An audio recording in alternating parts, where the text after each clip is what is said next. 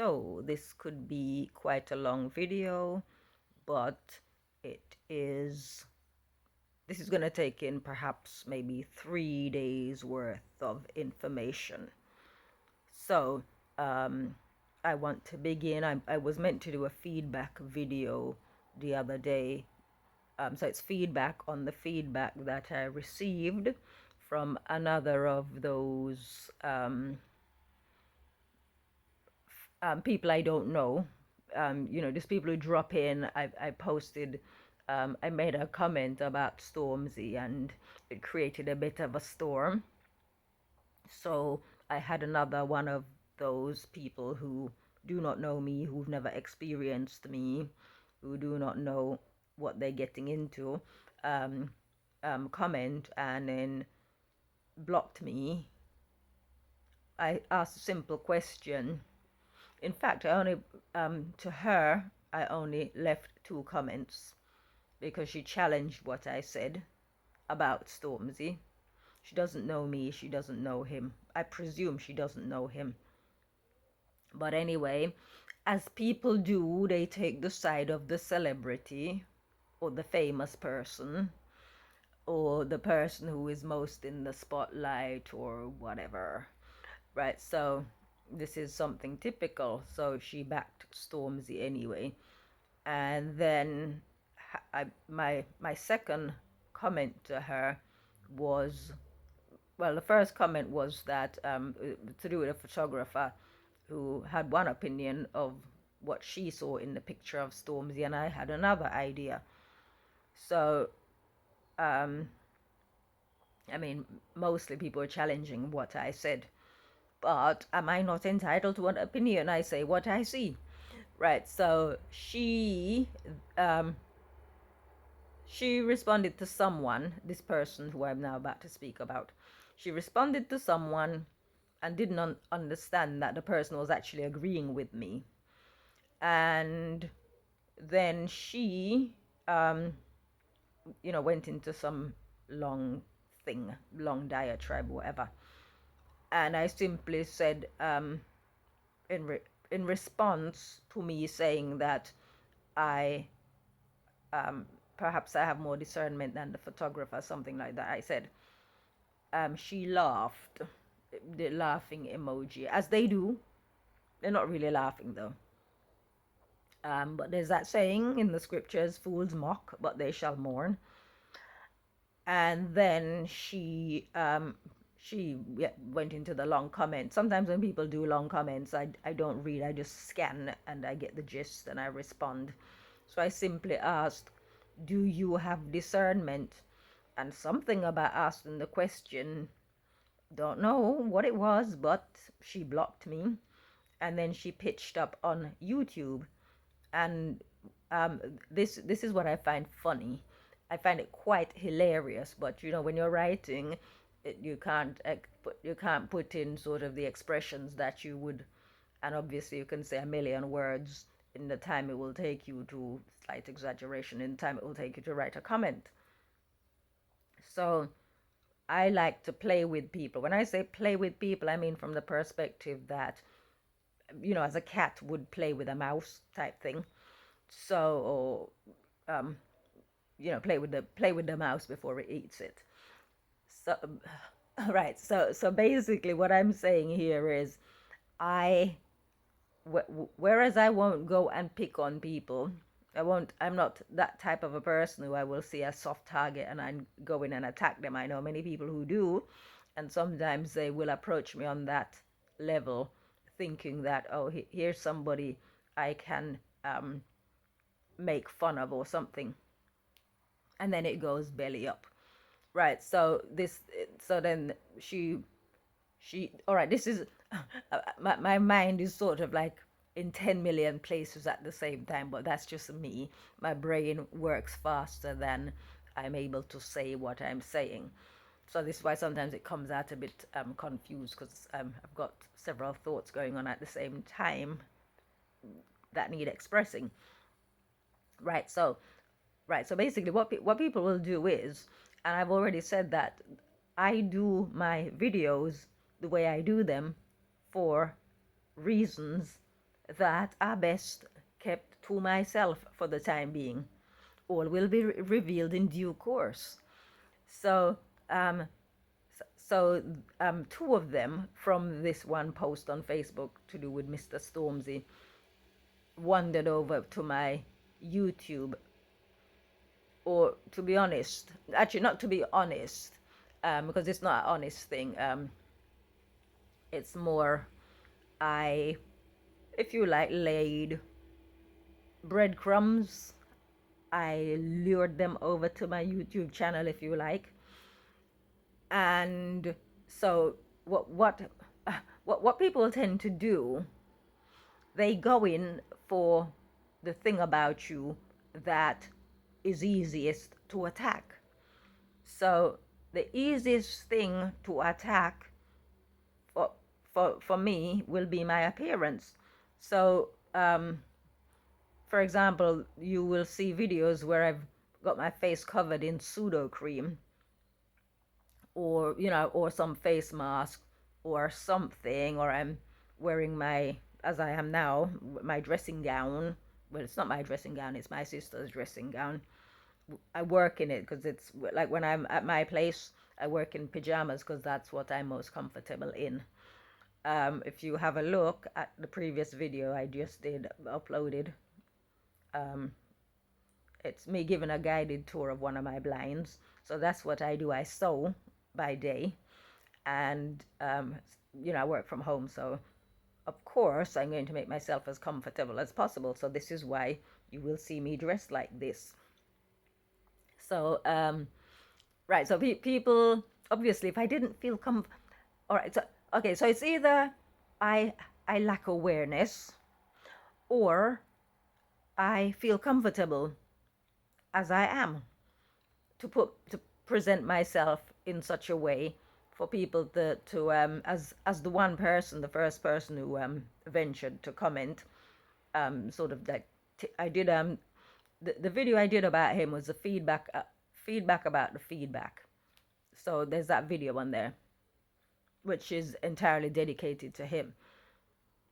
And his comments was, "Oh my gosh, people will think that no, sorry, people will mock you."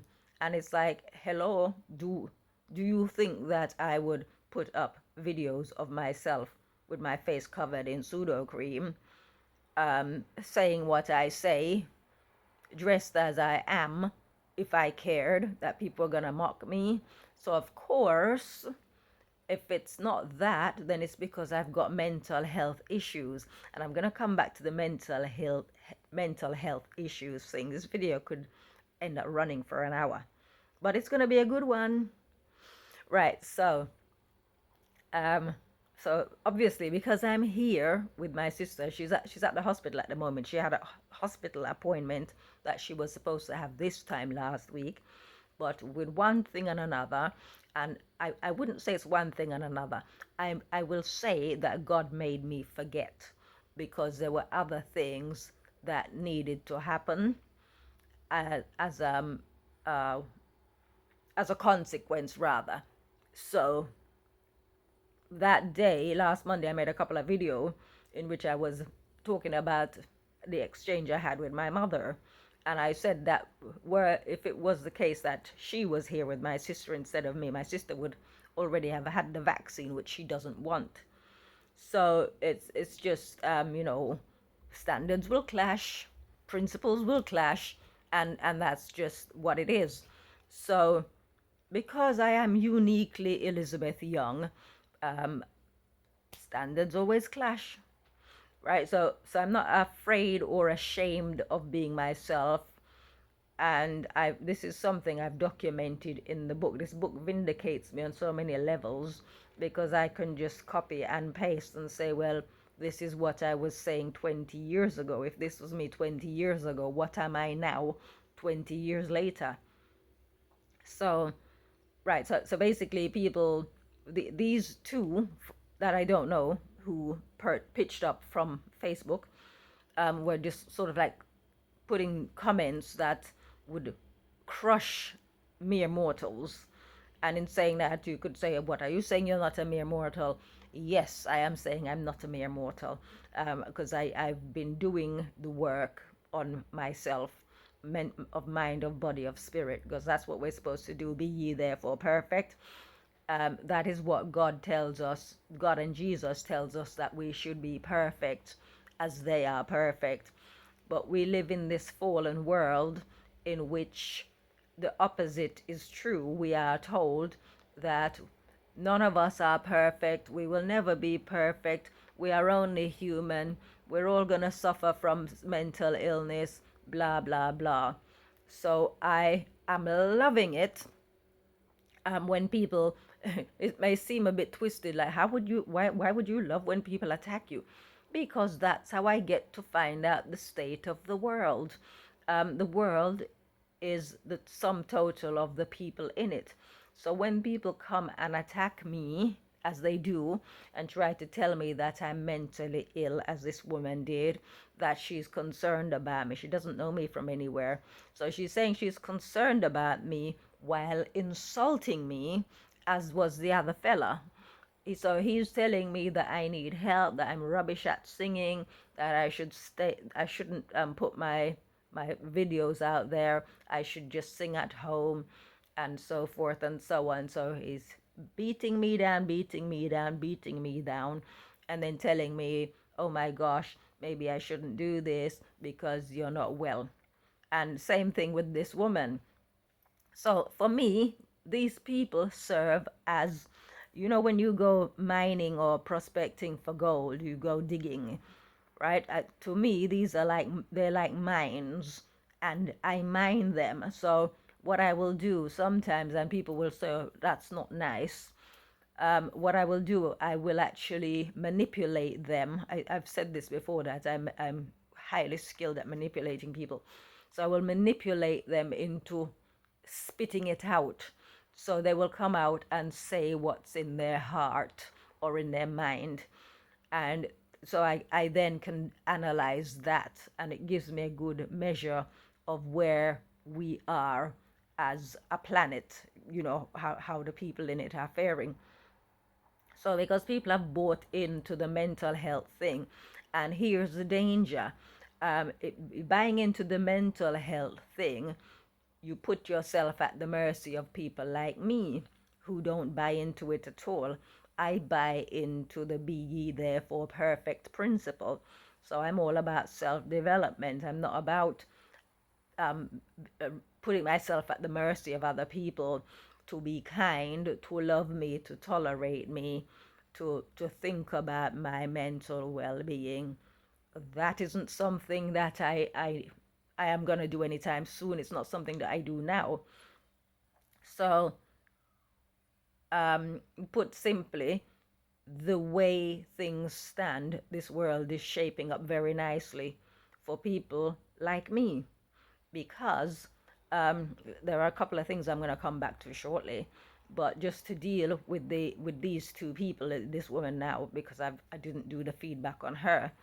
Her comments are there, and what they did was they chose the videos where if you like, I am at my worst. But as I've said, everything I do is strategic. I'm not doing it because I'm sort of trying to take advantage of people.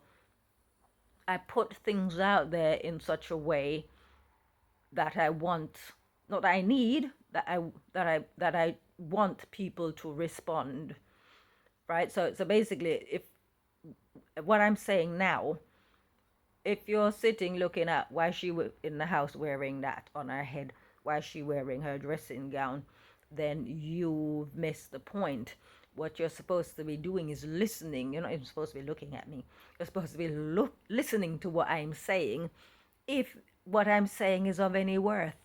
You can switch off if I'm talking a load of garbage, but the whole idea is that we're supposed to look beyond. You're not going to get any high value type, what do you call it, production from me.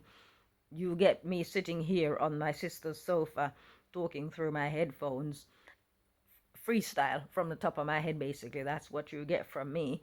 If you don't want it, it's fine, you switch off, right? So but in due course, we will come back to all of this. And when I say we, I'm talking about we as a society.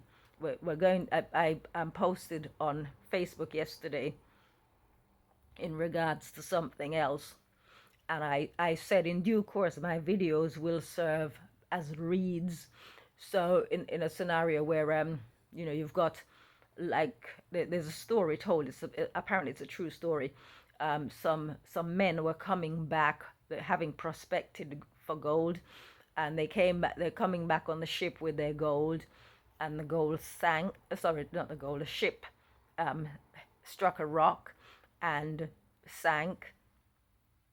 And the most, whereas the most the most valuable commodity on the ship prior to them hitting the rock was the gold, what became most precious when the ship was going down was wood. Each man was trying to find a piece of wood that he could cling to in order to save his life.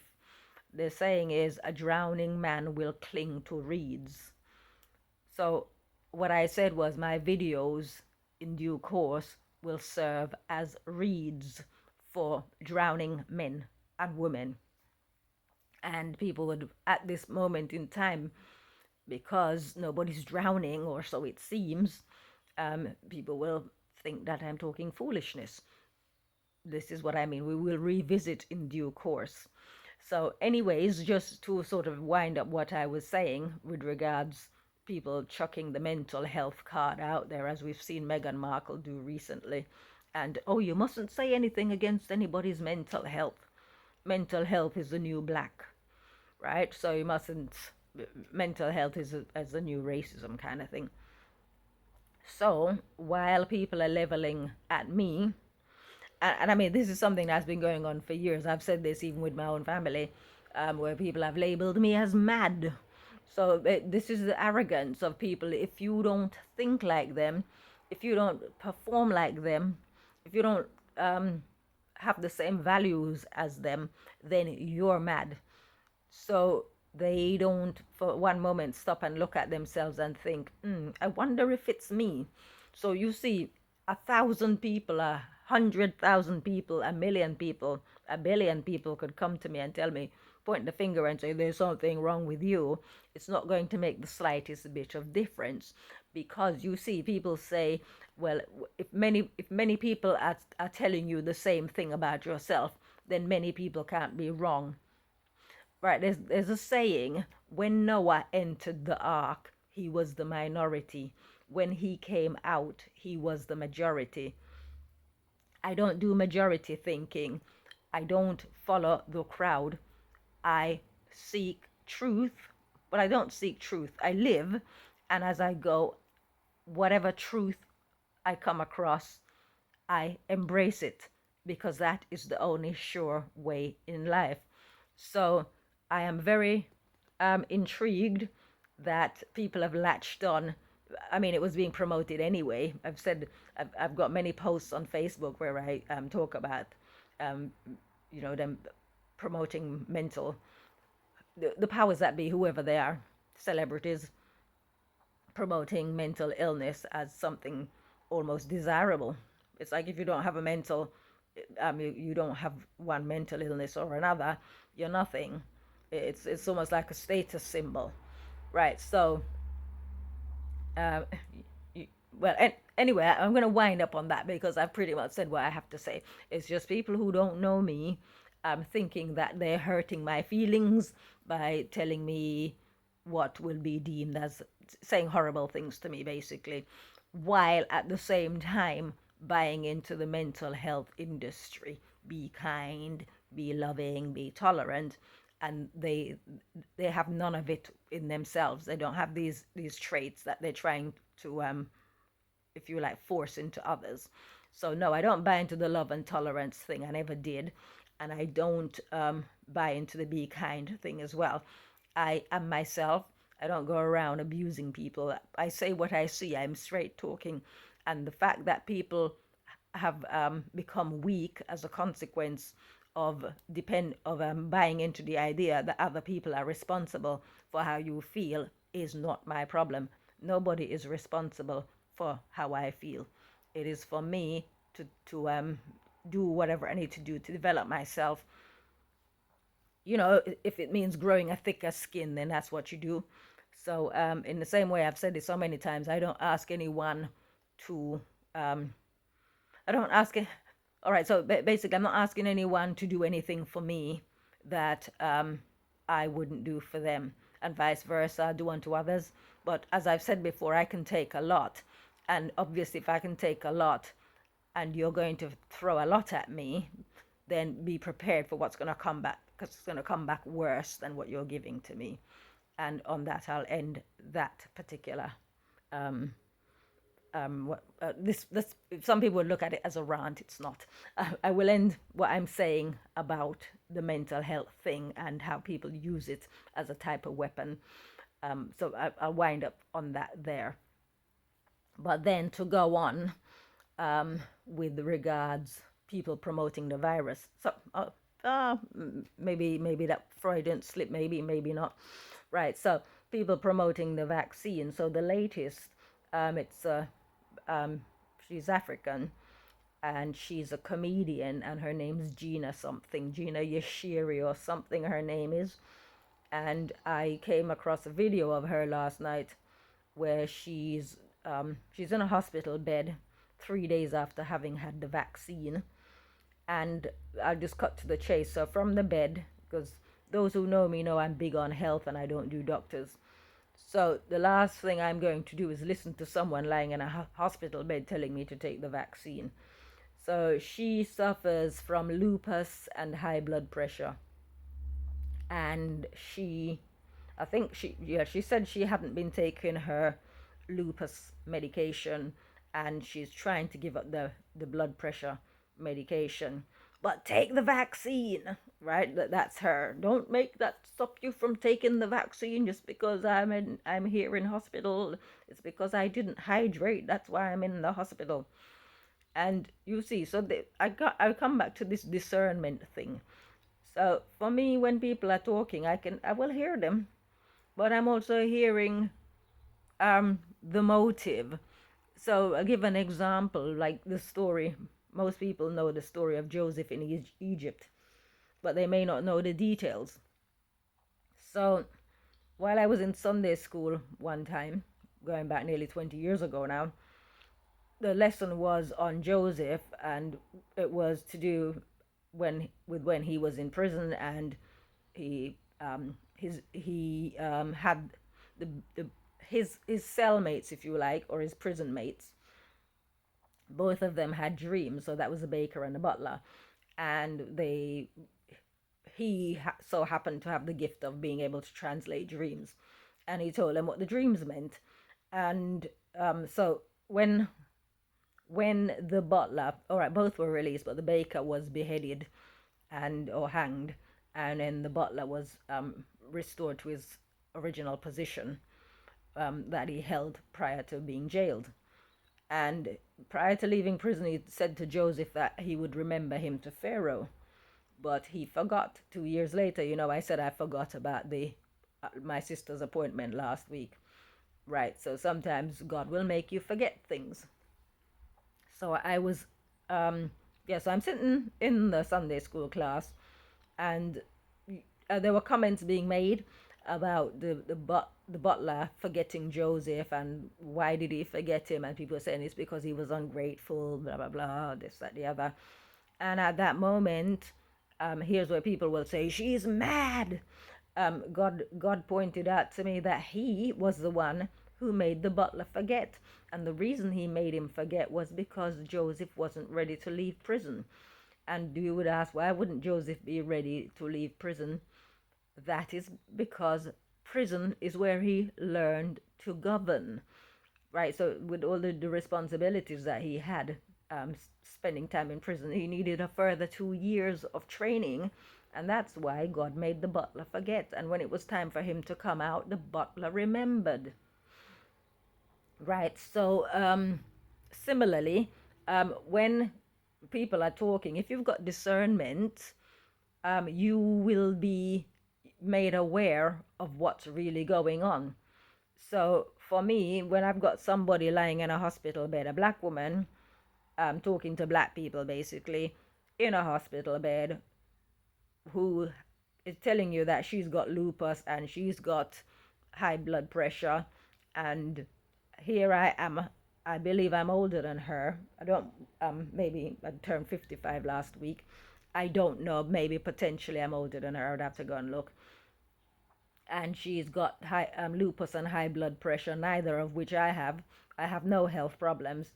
And I'm going to have somebody with health problems telling me that I need to take the vaccine. I don't think so. Right. So basically, just to revisit what I was saying about mental health and all of that, with people levying accusations, it's not now, it will be later that people will understand the consequences of investing in choosing less rather than choosing more. Less being to settle as you are and then to berate people and tell them that they need to be kind, they need to be tolerant, they need to be this and they need to be that, rather than seeking to be perfect, which means pushing yourself, taking yourself out of your comfort zone and overcoming your weaknesses. Right? So it is, we will see in due course whether it was the right thing, as I have chosen to do, to seek to work towards perfection, or to adopt the position of none of us are perfect, and at some point all of us are going to get some kind of mental health problem. In due course we will see. Right. So that was that one. The other one, this is my favorite, this is my big time favorite. Little Nas X. He's done this video where he pole dances down to hell and gives Satan a lap dance and so forth. And well, what surprised me most of all were the comments. Everybody thinks it's the best thing since sliced bread. Everybody's hailing this guy as the in the Metro. There's one headline, I shared it on Facebook, where the person who wrote the article hails little Nas X as the role model that kids need. Kids, you know. I believe it was last year, or it could have been the year before, because last year was cancelled, wasn't it? So let's say, let's be generous and say 2 years ago, little Nas X was singing about um, riding his horse down the old town road.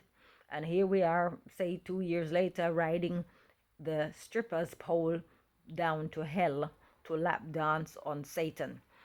Right. And his target audience are children. There is a video floating about, I shared that on Facebook when I became aware of that he'd done this video, and also that he's done the Satan trainers as well.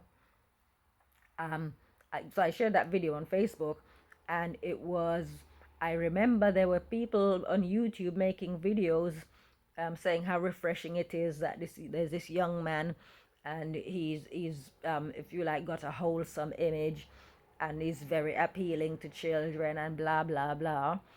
And he was going around doing the elementary school tour thing, and the children are jumping up and screaming, and it just reminded me then of the Pied Piper.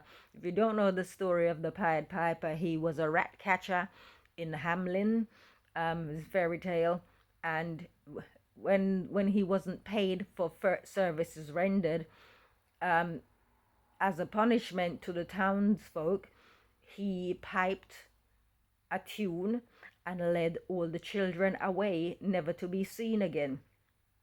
Now, you have the same, well, how I see it anyway. When he came along, I didn't say, "Oh, this is so sweet." I'm thinking, all right, so what's gonna happen next, right? Because they don't come to you when people are coming to um uh to steal your soul, for want of a better term. They don't sort of come in plain sight. They come gradually. They come at you in such a way that you will accept them, and then they pull the trigger. So now, what are the chances that these little children have already seen this video? I expect that they would, whatever their hero does, they will go and find it. And YouTube is very accessible to, any child can get on YouTube if they're proficient around whatever device they have. So I'm quite sure that they've seen this video with their hero in a different guise. How suddenly they change. Back in my day, it would take years for a goody artist to transform from boy or girl next door into adult into someone into a performer who appeals to adult audiences. And even then it was nothing like this. So all of these things, people can say whatever they like. The other thing people love to say is that we're not supposed to judge. We judge all the time. So if I say, for example, I got banned for a month, for 30 days on Facebook in February, for using the word fat and ugly in a post. Now, fat and ugly are describing words, right? It's me saying what I see. But if I say to someone, if I'd posted slim and attractive, there would be no ban. If I say someone is slim and attractive, that is me judging them. In the same way, if I say they're fat and ugly, it is still a judgment. Just because what you hear is music to your ears, it doesn't mean it's any different to things that are said that are not music to your ears. I've just said that those people came on my YouTube chat videos and were saying you're mentally ill, you need to seek help, I'm worried about you, you're rubbish, you're this, you're that, right?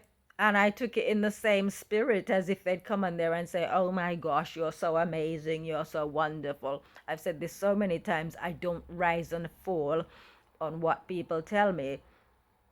But because people do, the very same people who would say we're not supposed to judge, who wander around telling people wonderful things that they want to hear that aren't necessarily true, they are not aware of the fact that when they do that, that is judging. Whether you're saying nice things or horrible things, it is still judging, right? So that's how I look at it from that perspective. But for me, if when people want to talk about, I saw one person saying that this video and this song that little Nas X has done, he's trolling religious freaks, right? Trolling religious freaks. Now, I've also seen comments from parents who I am quite sure were very happy for their children to be jumping up and screaming and singing along to Old Town Road. Now they're saying, God save our children. Comments like that, or we must be really careful to protect the children and watch what they're listening to. And I'm thinking, but again, discernment 101, if you had discernment, you would see where that's coming from. So I'm holding out for these very same people who see it as something funny that little Nas X is supposedly trolling religious freaks. I'm looking, see, these videos that I do now, I've said to people, they're not for now, they're for later. I will revisit things. I'm looking forward to the time, because it's all good to talk. People can talk, people can plant their flags and take confidence in the position that they take while the going is good. But when the going is not so good, And for all the trolling um, religious freaks, I'm not saying it's a good thing, it's a bad thing, whatever. I don't, people are free to do whatever they choose to do. I am simply saying that if the very same people who view it as a good thing because they don't believe in God, because they have no religious beliefs, and they view it as a good thing that he's supposedly trolling religious freaks. It, these people have children, by the way, and I'm sure they love their children, and I'm sure they want good outcomes for their children. But in due course, when one thing is leading to another, it's all by design. Where we are now is where we it was supposed to it's where we are supposed to be, according to the plans of those who run the world. I say run the world in speech marks, not my world, because as believers, we're supposed to be in the world but not of it. So whatever's going on, it's nothing to do with me. I'm just living by the inspiration that I receive, and that's how I live. So I also, I mean, I'm not going to go into this because it's going to sort of be, I'm going to have to do a long explanation, which I don't want to. But, there are times like when I was 18, I, I'm not going to go into it, but among other things, God said to me that I should look to my health and strengthen it and do nothing to impair it.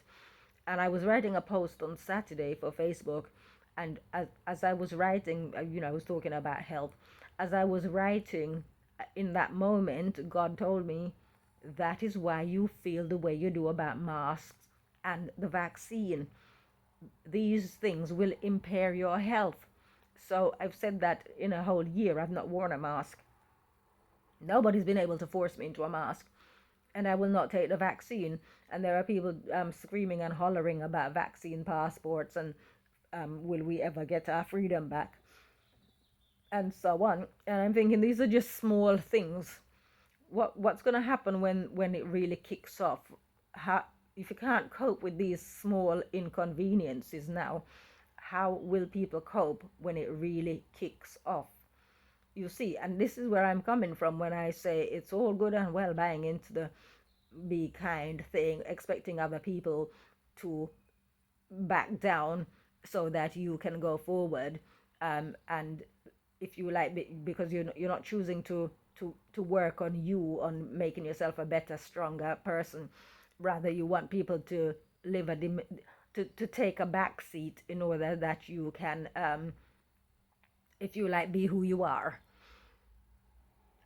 which is a weak person, right? So basically, you want somebody like me, because I'm a strong person. I'm a very strong person.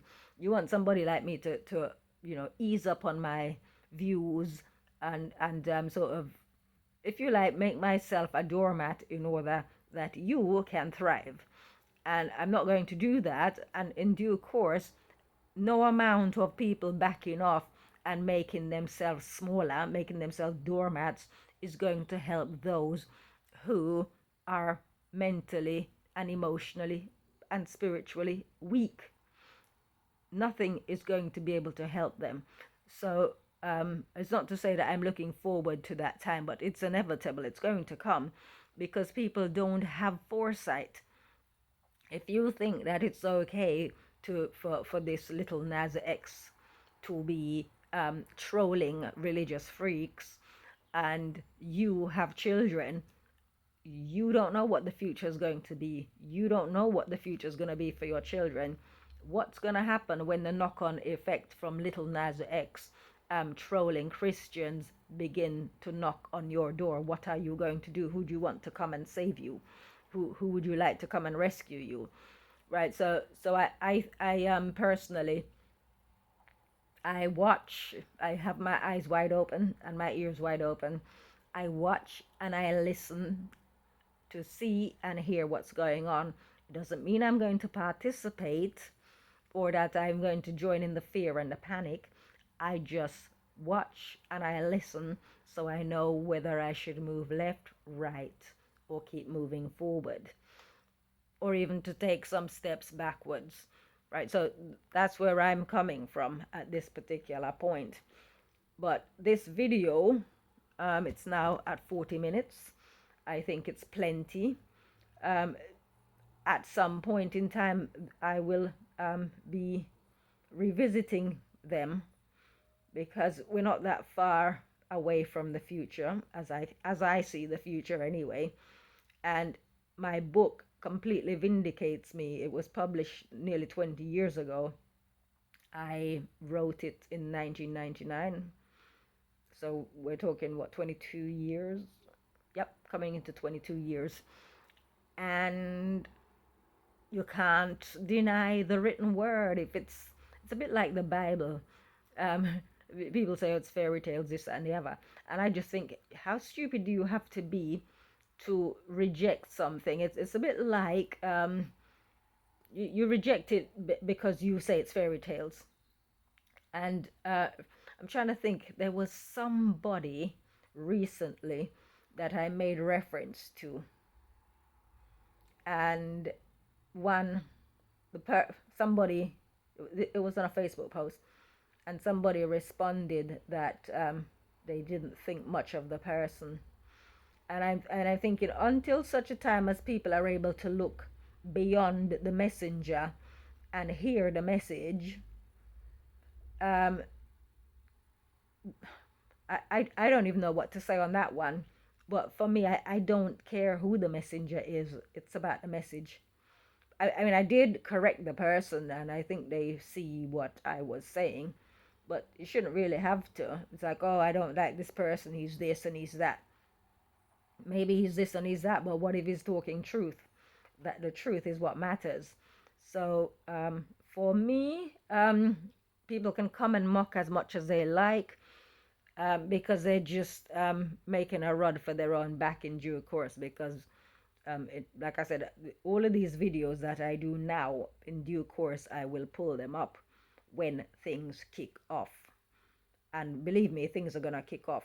I have said confidently that I'm 20 years ahead of the game. Right? What was going on in 1999?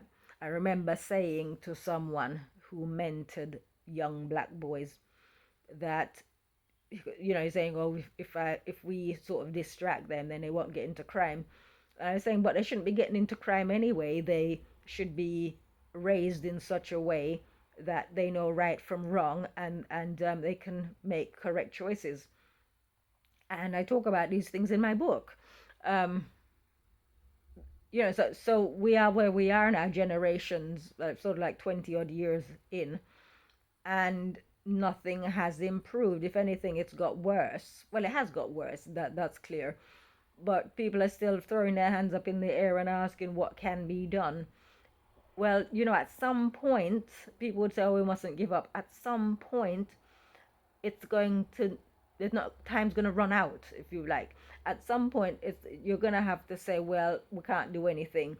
And I'm afraid to say, actually, I'm not afraid to say this. This is just a fact.